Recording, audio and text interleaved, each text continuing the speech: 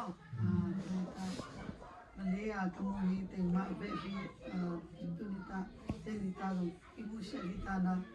ဘာတူနာမီမဆိုင်ဆောင်နာမီကျေတော့တဲ့မြေတဲ့ဟဲတဲ့မြင်းချေဟနောမောနမ်တဲချပလာသူရှင်းဆောင်နမ်ကီသူရှင်းတဲ့ပမုံမ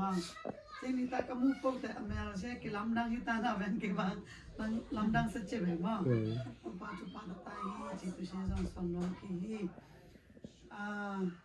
Tu ini korban tu son tu ki.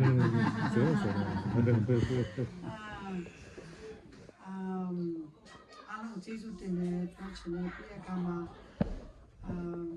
cuma kim pau nuru masa. Tu ikan ni pepe le. ကောင်းဆုံးအခမ်းပေးရမယ်ကျေးဇူးတင်တယ်ဆိုတာလေးကိုပြောချင်ပါတယ်လို့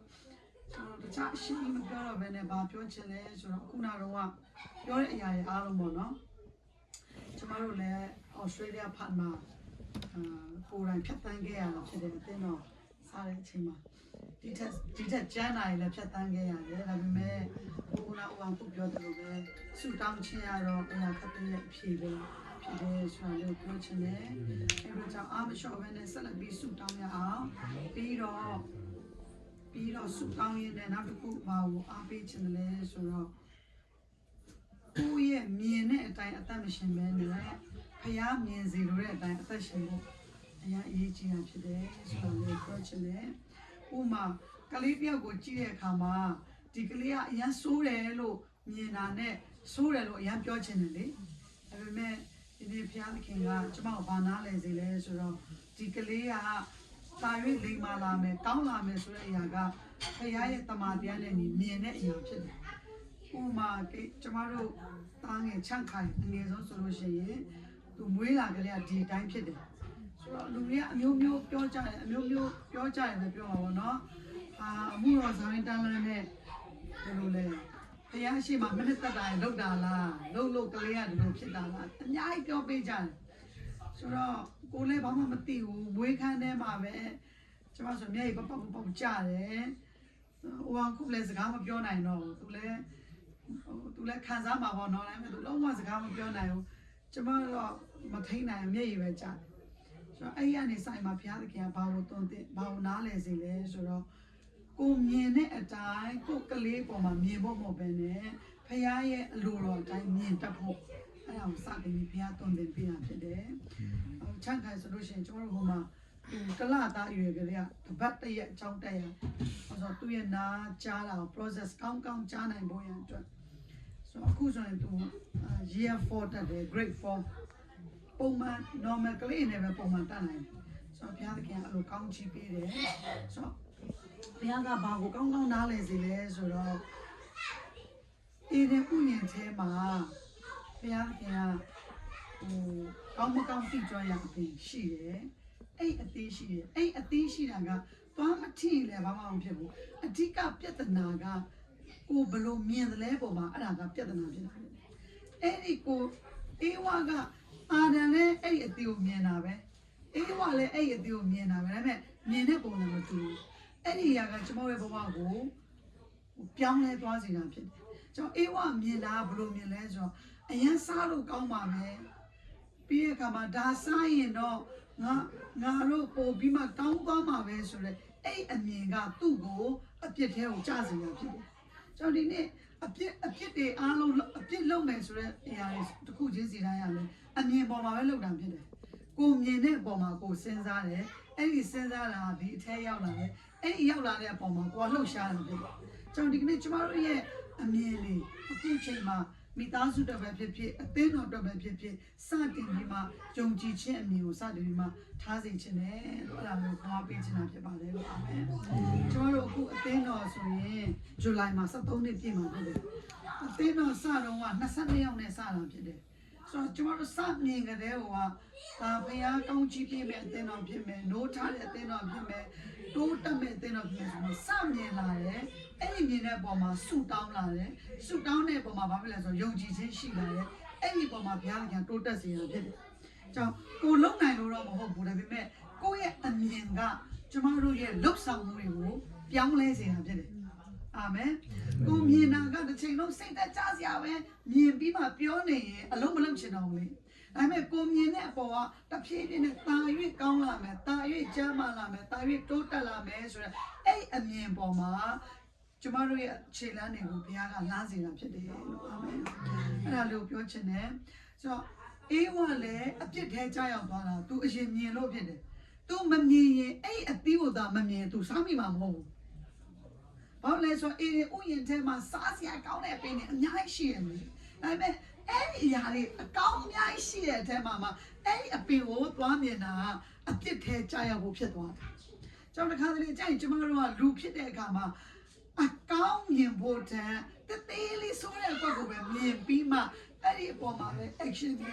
များများလာတတ်ကြတယ်ကျွန်တော်ဒီကနေ့ကျွန်တော်တယောက်ချင်းစီအမှားသတိရှိဖို့ရမယ်အရေးကြီးပါတယ်ဆိုတာမျိုးကိုကျွန်တော်ပြောပေးချင်ပါတယ်လို့အာမင်ကျွန်တော်တို့လူတိုင်းမှာအားနည်းချက်ရှိတယ်လူတိုင်းမှာမပြည့်စုံတာရှိတယ်သို့တော့အဲ့ဒီထဲကနေပတ်လည်မှာကောင်းသောအရာတွေနဲ့ဘုရားကျွန်တော်တို့ကိုဝန်းရံပေးထားတယ်ဆိုတဲ့အရာလေးကိုဒီနေ့အထူးပဲခေါ်ပေးချင်တာဖြစ်တယ်ကျွန်တော်တို့အော်စတြေးလျရောက်တဲ့အခါမှာကျွန်တော်လင်မယားနှစ်ယောက်နေချင်းတဲ့နေရာကစစ်ဒနီဖြစ်တယ်ဖတ်မဟုတ်ဘူးဒါပေမဲ့ဘုရားသခင်ကကျွန်တော်တို့အော်စတြေးလျမှာသွားခင်လေးမှာဘုရားကဘာစကားပြောလဲဆိုအာဗြဟံနဲ့လောတာရဲ့နေမြေရွေးတာနဲ့ပတ်သက်ပြီးဘုရားစကားပြောတယ်ဘာလို့ပြောလဲဆိုလောတာကတဲ့ကျမ်းစာထဲမှာသေချာဖတ်ကြည့်ပါကဘာဦးကျမ်းထဲမှာလောတာကအာဗြဟံနဲ့လောတာကိုအာဗြဟံကိုဘုရားသခင်ကငါပြလက်တန်သောပြည်ကိုသွားဖို့ခေါ်လာခဲ့တယ်သူရဲ့လူမျိုးနွယ်ဆိုတွေကလောတာမှာပါလာတယ်ဒါပေမဲ့သူတို့အရင်တိုးပွားလာတဲ့အခါမှာလောတာရဲ့ကျွန်နေနဲ့အာဗြဟံရဲ့ကျွန်နေမတည့်တော့ဘူးအဲ့အတွက်ကြောင့်အာဗြဟံကစတင်ပြီးမှဆုံးဖြတ်ချက်ချရင်မှာကဲလောတာမင်းလိုချင်တဲ့နေနေရွေးလိုက်နေမလိုချင်တဲ့နေအောင်ငါသွားမယ်ဆိုလောတာကတဲ့အဲ့ကပောင်းချမ်းထဲမှာဘာပြောလဲဆိုရင်အဲ့ဒီပတ်လေကိုသူမျောကြည့်လိုက်တယ်ဒီနေ့ကသူကြည့်လိုက်တာအဲ့ဒီကြည့်လိုက်တဲ့အခါမှာအရန်ကိုတိုးတက်ထွန်းကားတဲ့တောတုံနဲ့ဂေါမောရမြို့နာကစိုက်ပျိုးရေးလည်းထွန်းကားတယ်အခုချိန်ဆိုလို့ရှိရင်စက်မှုစုံတွေအများကြီးဖြစ်မှာပေါ့အဲ့ဒီနေရာကိုတွေ့ပြီးမှဒီနေရာတော့ငါတို့တိုးတက်မယ်ကောင်းစားမယ်နေရာဆိုပြီးသူရွေးလိုက်တာအာဗြဟံကြတော့ဘုရားသခင်ကဲအခုကြည့်လို့ကြည့်လိုက်ရွေးခန့်လိုက်တဲ့အခါမှာသူကြည့်လိုက်တဲ့နေရာတွေအားလုံးအရန်၆တွေ့တယ်ရေလည်းမရှိဘူးအပင်ဆိုင်ရင်တော့လုံးဝမဖြစ်တဲ့နေရာဒါပေမဲ့ဘုရားသခင်ကအမြင်ပေါ်မှာမဆုံးဖြတ်နိုင်ဘူးအာမင်အဲ့ဒီကောင်းတယ်လို့မြင်တာတဲ့ဖယားမြင်စေတဲ့အရာကိုမြင်ပြီးမှသွားတဲ့နေရာမှာပါရကောင်းကြီးရှိတာဖြစ်ပါတယ်ဟာလေလုယာအာမင်ကျွန်တော်တို့မိသားစုလည်းအဲ့ဘုရားကစကားပြောပြီးနောက်ပိုင်းမှာဖတ်မှာပဲပါဖြစ်နေမယ်ဆိုပြီးဆုံးဖြတ်ချက်ချလိုက်တာဘုရားသခင်ကကျွန်တော်တို့အတွက်တကယ့်နေရာမှန်မှာနေရာချပေးထားတာဖြစ်တယ်အခုချိန်မှာဘုရားသခင်ကကောင်းချီးပေးပြီးမှ